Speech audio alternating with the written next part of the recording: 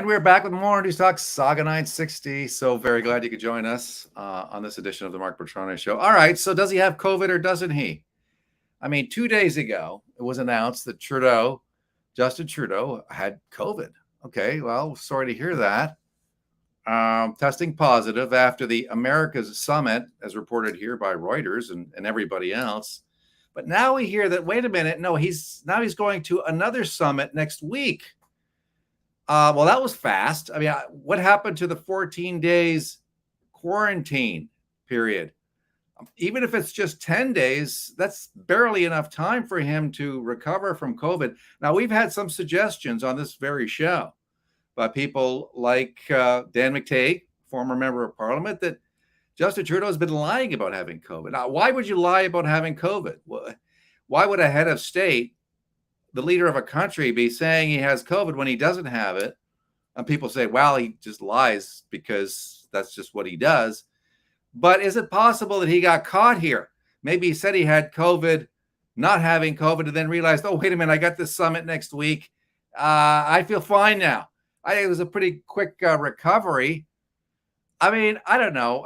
Let's bring in Daniel Boardman. Daniel is with the National Telegraph. He's an independent journalist. Daniel, I don't know. What do you make of this? I mean, 2 days ago, he said he had COVID. All of a sudden, he's got this big summit to attend. What's going on here? I love this story. I love it. This is everything Justin Trudeau and the modern left thrown into one. It is, I mean, just compulsive lying that no one could possibly believe. And even, like, you can't believe everything he says is true. Like, I have COVID. Fine. Like, COVID's no big deal to most people. It's a cold. Like, but now I have to go to this globalist meeting summit that's useless. So you're like, okay, so if you had COVID and you're not lying about that, well, then you're breaking your rules on the 14-day quarantine, but everyone else still needs to 14-day quarantine, but not the prime minister, who can then go to Africa and Europe and gallivant around the world. And the other reason why I truly adore this story, and I love it with all my heart, is this is the, proof positive that nothing the modern left says they care about, they actually do care about. And think of this, the biggest one I think of right here is the underrated climate change story here. How great a story for climate change would it be if Justin Trudeau was a true believer that flying around the world will kill us all within the next 15 minutes?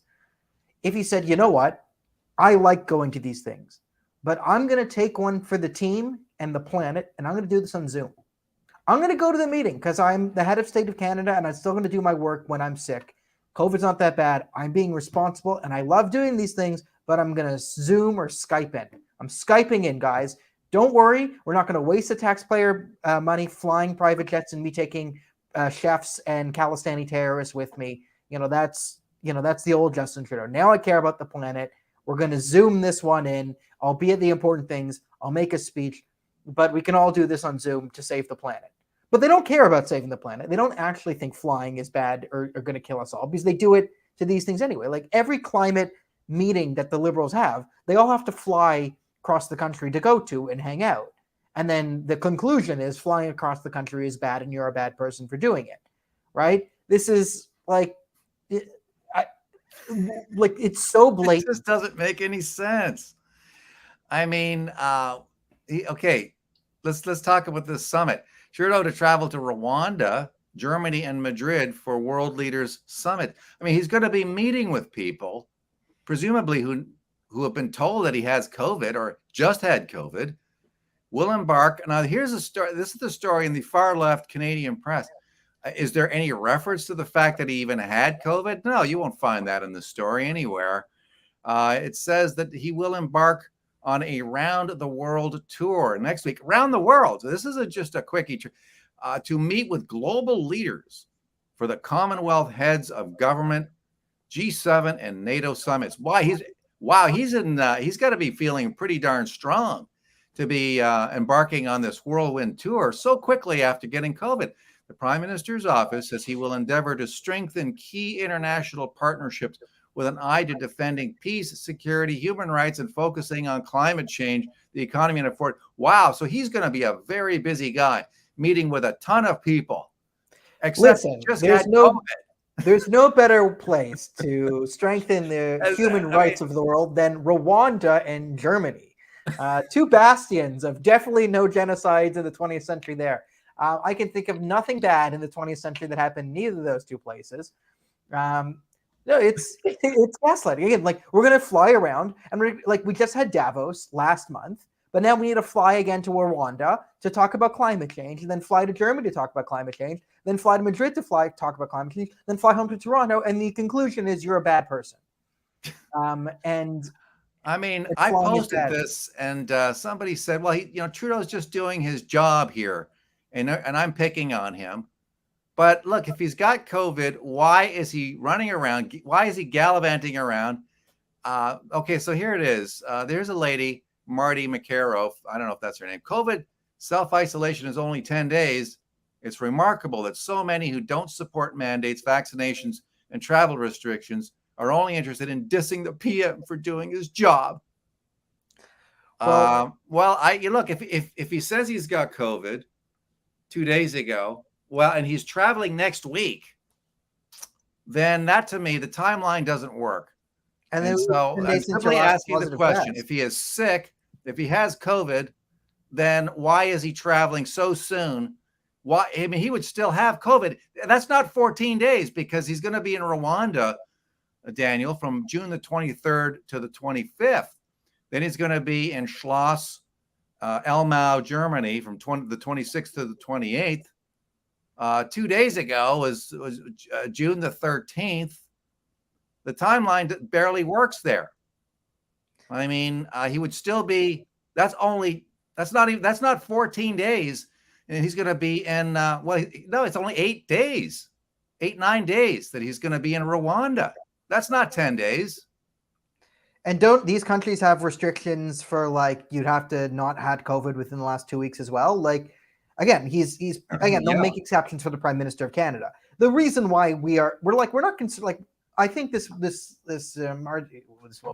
who's criticizing you like doesn't realize that we don't care. Again, we don't care about like him breaking mandates or so. We don't care if someone traveling 9 days after having the snivels. Like that's not a priority to us.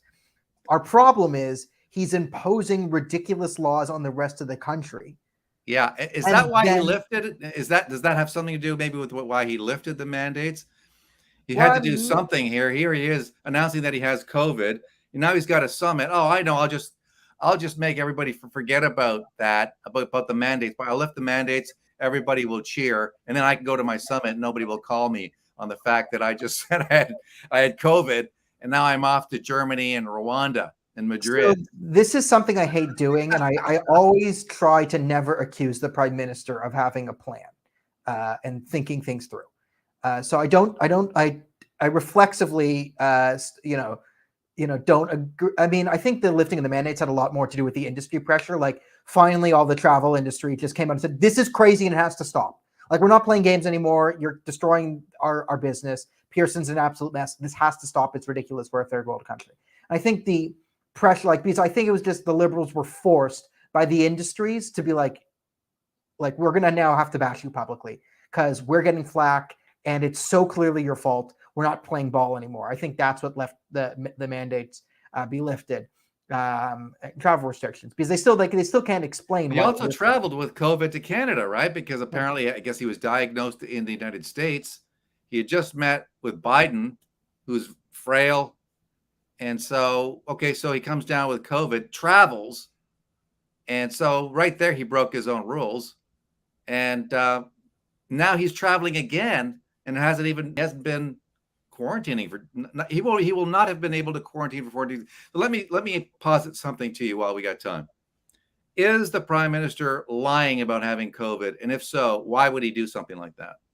He reminds me a lot of someone I used to know when I was 8 years old, primarily me in the third grade, who didn't want to do his homework sometimes, so he faked sick. And that's sort of what I see here. Is like he didn't want to face the media pressure for the crazy travel restrictions. He didn't want to face the media pressure for the scandal, which is Marco Mendocino just lying about the invocation of the Emergency Act. So he faked sick. It looked like, oh, I have COVID. I can't answer any questions. But then he wanted to go to play the hockey game that night because I like hockey and I don't like school. and just how Justin Trudeau, doesn't like answering tough questions, but loves going to globalist nonsense meetings to talk about climate change and pretend he's the last line of defense between democracy and utter chaos. So the difference is I had reasonable parents that if I was too sick to go to school, I couldn't go play hockey or football or baseball that night because you're too sick, right? And this disincentivized me from faking sick more. Now, I did grow out of this before I reached teenagehood, and it seems like the prime minister is still doing this into his 40s and likely indefinitely. But this is an 8-year-old boy who didn't want to do his homework, so said COVID-19, and then because he gets everything he wants, like he got to go like play with his Transformers in his room, and then I'm not too sick to go out for ice cream and play hockey. And that's flying to Rwanda to talk about climate change. But the idea that he's throwing this around, got COVID, what's behind it? I mean, I understand he doesn't even want to be in Canada. He will, any excuse to get the hell out of Dodge and not face the music of his tanking economy. We've got inflation, right? We've got these mandates, which, I guess were lifted, but could be temporary, but now he's got to impose a third shot. And so that means, so you could travel around now, but we're imposing a third shot in order to qualify as fully vaxxed. And guess what? We might bring back the mandates in a couple of months' time. And so then you'll have to get the shot if you want to travel then. So you have your fun today because we're coming back with those mandates. And at that point, you better have that third shot, but you're not going to be able to fly. So this guy is so busy lying that he gets trapped. He gets constantly caught up in his own lies. And so here it was, came back, I got COVID. And now, forgot about the summit. Yeah, well, I'm going to the summit. And then you've got the Canadian press conveniently, completely forgetting the fact that he just said he had COVID. And now he's off to a summit middle of next week. What the hell's going on here? It's a spoiled child who has no parents. There's no, like, mommy and daddy he came from a family of wealth. His mom was too busy sleeping with the Rolling Stones, and his dad was running the country or running it into the ground, depending on what you want to think of. And just like now, he doesn't get any real pushback. Like, you see him throw tantrums when criticism makes its way to him, he lashes out because he doesn't know how to handle it. That's why he has the entire media on his side.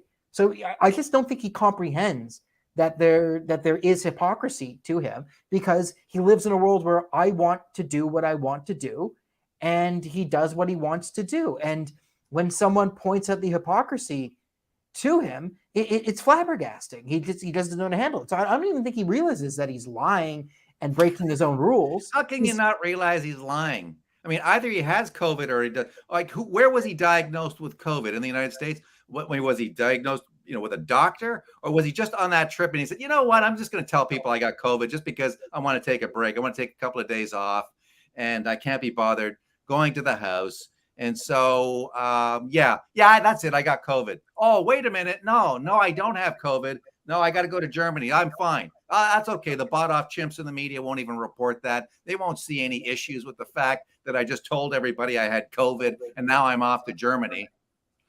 I mean, this is, I think like Katie Telford said it best when she threatened Jody Wilson-Raybould or tried to swing her. Like, we have people in the media who will spin this positively in your favor. That's right. And like, that was one of the things. They own the media. And I do think, I think he does something like this, and he doesn't really realize that, because this is Katie Telford's job. Katie Telford's job is to go, all right, Marcy, ignore this one. We got a great story about, Sophie, cried when she was 14 and there was a cat in a tree and she's a hero or something. It's like, okay, this is the new story. And also the ghost of Stephen Harper is the reason why gas prices are Russia. We got it. So, yeah, I mean, there might be a few people in the media who will point this out, but, you'll get someone being on the technicality like, oh, technically it's on the 10-day thing and he's an excuse. And it's like, but it's they said 10 days. I don't know. It's the principle of the thing. It's like, if you're going to say you have COVID and you're going to impose the strictest COVID rules in the country, keep them the longest, and the most insane travel mandates, and keep them the longest. At the time where you've overextended your travel mandates, you should not be listening to the letter of the law if you're the one imposing it. you should be taking it to the nth degree on yourself. You should be saying, you know what, I've had COVID in the last 2 weeks, so I'm not going to, for the next month or so, right? If it's 10 days for everyone else or 14 days for everyone else, you should double that on yourself. What it tells me is that they're using COVID as just another propaganda tool. I mean, I know that, obviously they've been doing that anyway, but when you see this sort of thing, you realize that COVID is just another thing they can throw at the public in order to push whatever agenda they want to push. These guys are garbage. Yeah. They truly are garbage. It's one of the because magic there are words. people who are sick. There are people getting COVID, but they'll just say they have COVID because, yeah, you know what? I need a couple of days off. And so, and he blew it. He stumbled over his own lie. The only question is whether the media is going to call him on it. And I would suggest that apart from myself and maybe the National Telegraph and maybe somebody else at Saga 960, nobody else will either notice or say anything about it. Anyway, Daniel, thanks for coming on the show. I appreciate it. Thanks for having me. Anytime. Daniel Boardman, check out his terrific reporting in the pages of the National Telegraph. And I got to take a break. Back with more on News Talk Saga 960 and the Mark Petranis Show after this.